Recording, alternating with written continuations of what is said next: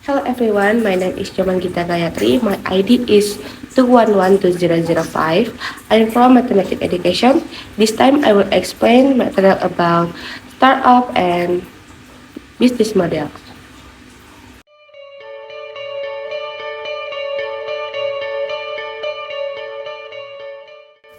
Apa itu startup? Startup adalah sebuah perusahaan yang biasanya fokus pada inovasi produk, layanan, atau model bisnis yang belum pernah ada sebelumnya. Startup memiliki potensi pertumbuhan yang cepat. Biasanya didirikan oleh sekelompok individu yang memiliki visi bersama dengan memanfaatkan peluang pasar tertentu. Nah, startup biasanya mencari pendanaan dan investor untuk mendukung pertumbuhan dan pengembangan bisnis. Startup dibagi menjadi 3 jenis atau 3 tingkatan. Yang pertama unicorn. Yang kedua ada decacorn, yang terakhir yaitu hectocorn. Nah, pada unicorn ini pada tingkatan rendah, sedangkan decacorn tingkatan sedang, hectocorn pada tingkatan tinggi. Tingkatan ini berdasarkan dari nilai valuasi, yaitu pada unicorn nilai valuasinya adalah 14,1 triliun dan decacorn nilai evaluasinya adalah 110 triliun. Pada hectocorn nilai valuasinya adalah 1.400 triliun. Nah, contoh dari unicorn adalah Gojek dan Traveloka, dan contoh dari decacorn adalah Grab dan Xiaomi. Hectocorn contohnya adalah Google, Apple, dan Facebook, dan lain-lain. Selanjutnya yaitu sumber pendapatan startup, yaitu investor. Biasanya dana ini digunakan untuk promosi atau membuat iklan dan berbagai hal untuk menjaring konsumen startup dengan baik.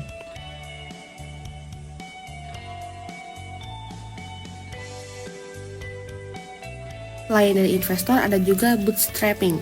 Nah, bootstrap ini ada suatu cara membangun sebuah startup dengan cara dana sendiri atau mandiri tanpa investor. Selanjutnya dari penjualan produk atau jasa. Nah, ini biasanya dilakukan oleh affiliate kepada pelanggan seperti ada pada e-commerce di mana konsumen harus membayarnya. Lalu selanjutnya ada fitur premium, contohnya seperti Netflix. Nah, tadi kita sudah bicara tentang e-commerce. Nah, e-commerce itu apa? E-commerce adalah proses pembelian dan penjualan barang atau jasa melalui internet atau platform elektronik lainnya. E-commerce telah mengubah cara orang berbelanja dan berbisnis, memungkinkan akses yang lebih mudah ke produk dan layanan untuk tempat dan waktu yang lebih fleksibel.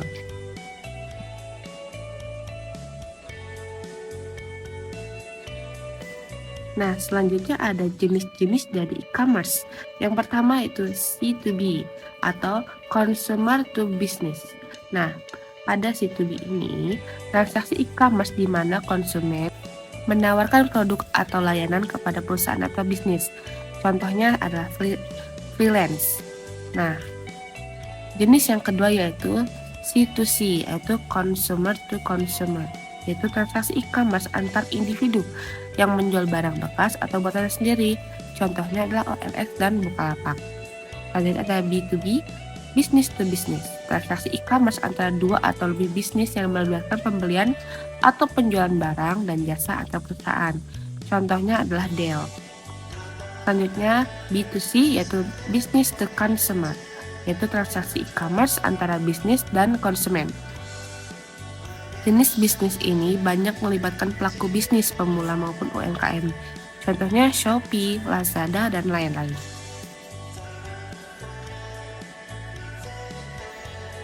And for your information, Indonesia jadi negara dengan jumlah startup tertinggi loh, kelima setelah AS, India, Inggris, dan Kanada.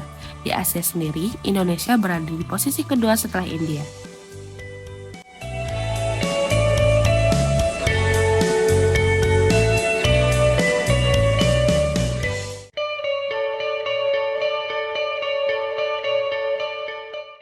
Setelah kita banyak membahas startup, sekarang kita beralih ke model bisnis. Apa sih model bisnis itu? Yaitu suatu model yang menjelaskan dan menjabarkan bagaimana sebuah perusahaan dapat bergerak dan berkembang untuk memperoleh keuntungan.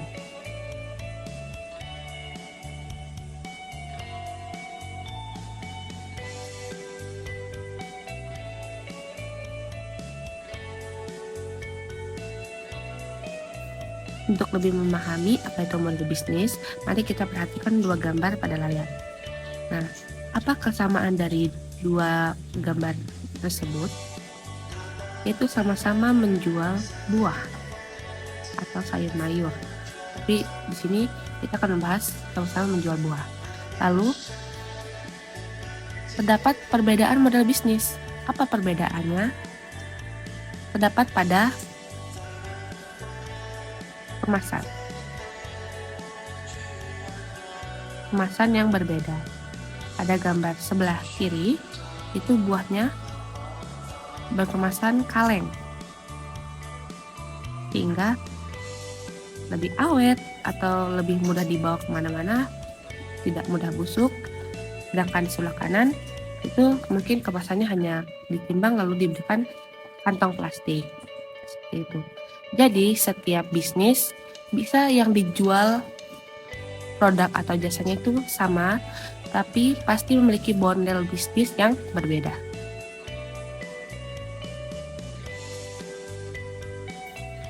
Selanjutnya kita akan mengetahui bagaimana merancang model bisnis. Nah, merancang model bisnis yaitu suatu kerangka kerja yang membahas model bisnis dengan disajikan dalam bentuk visual berupa kanvas lukisan agar dapat dimengerti dan mudah dipahami. Pada model bisnis, ada pun aspek yang perlu kita perhatikan. Yang pertama itu menentukan segmen atau target pasar. Lalu yang kedua, keunggulan tawaran. Nah, di sini kita harus menjawab keinginan atau kebutuhan konsumen. Masalah apa yang bisa Anda selesaikan melalui produk atau layanan yang ditawarkan. Lalu selanjutnya adalah saluran atau channel.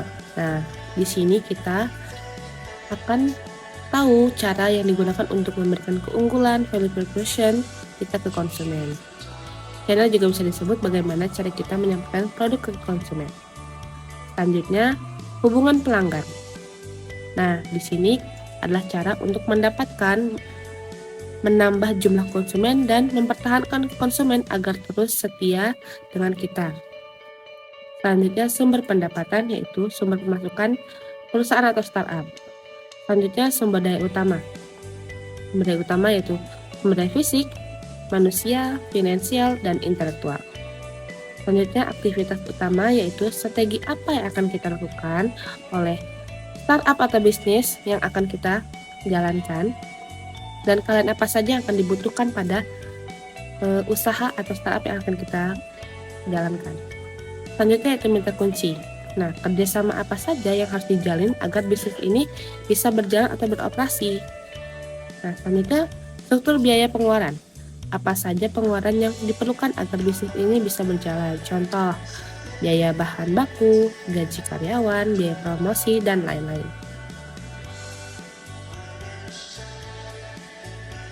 Nah, di sini terdapat bisnis model kanvas dari Bikuy, Bimbel Kuy. Pada customer segments atau pasar, nah di sini dia adalah siswa SD, SMP, SMA yang membutuhkan bimbingan dalam mengerjakan tugas rumah. Yang kedua yaitu mahasiswa atau umum yang kesulitan dalam melakukan uji data statistik. Selanjutnya terdapat value proposition, yaitu keunggulan apa yang akan ditawarkan. Di sini Bikuy memiliki keunggulan yang ditawarkan yaitu berfokus pada siswa yang mengerjakan pekerjaan rumah.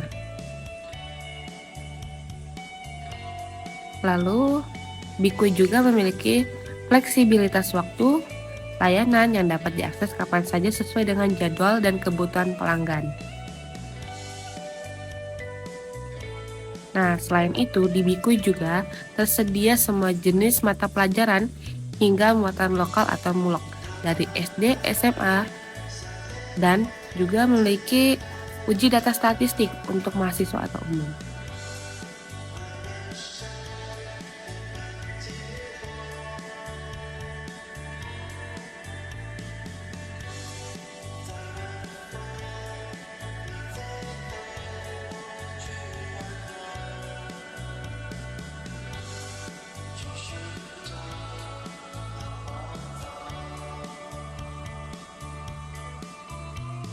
Lalu pada channel atau saluran pada Biku ini yaitu dengan platform daring, aplikasi Biku sendiri, lalu pemasaran online, dan mitra pendidikan.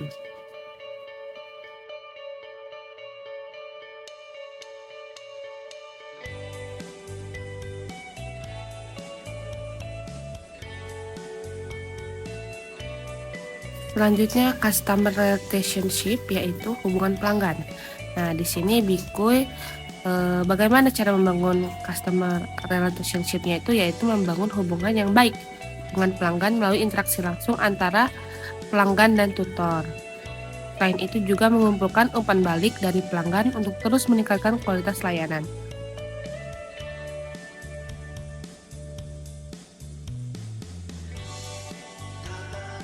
Selanjutnya key partner atau mitra kunci. Nah, di sini kerjasama apa saja yang harus dijalin agar bisnis bisa beroperasi. Di sini Bikuy bekerjasama dengan instansi pendidikan, sekolah, universitas, dan lembaga pendidikan lainnya.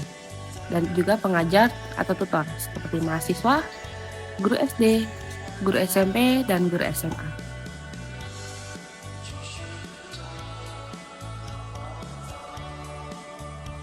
Selanjutnya key activities atau aktivitas utama. Strategi apa yang akan dilakukan oleh usaha yang akan dijalankan untuk menyampaikan nilai yang ditawarkan ke pelanggan. Nah, di Bikuy yaitu merekrutmen dan pelatihan tutor, lalu mempromosikan Bikuy, mengembangkan platform, pembelajaran yang user friendly dan responsif, dan juga pengembangan materi, pembelajaran sesuai dengan kurikulum dan kebutuhan pelanggan.